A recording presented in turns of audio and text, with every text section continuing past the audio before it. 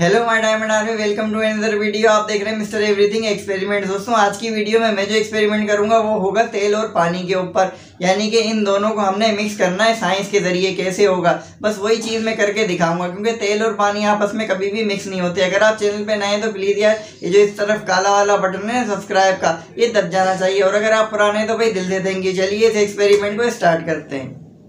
Please subscribe mister everything experiments. भाई लोगों, यहाँ पे मेरे पास मौजूद है H2O यानी कि पानी। इसको इस गिलास में डाल दिया है। पानी की दोस्ती कभी भी तेल से नहीं होती। तेल की डेंसिटी पानी से कम होती है और वो हमेशा पानी के ऊपर ही रहता है। तो दोस्तों यहाँ पे तेल को हम डालते हैं पानी के अंदर।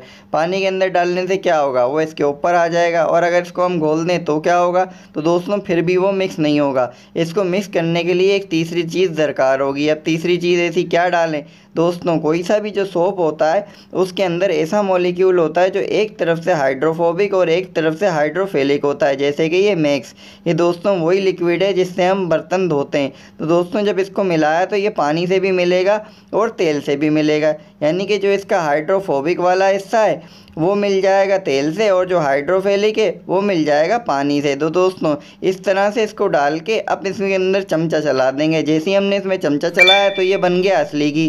भाई सॉरी, माफ़ करिएगा, असली घी नहीं बना, ये तेल और पानी यहाँ पे मिक्स हो गया। अगर इसको हम कुछ देर छोड़ देते हैं तो हो जाता है ऐसा।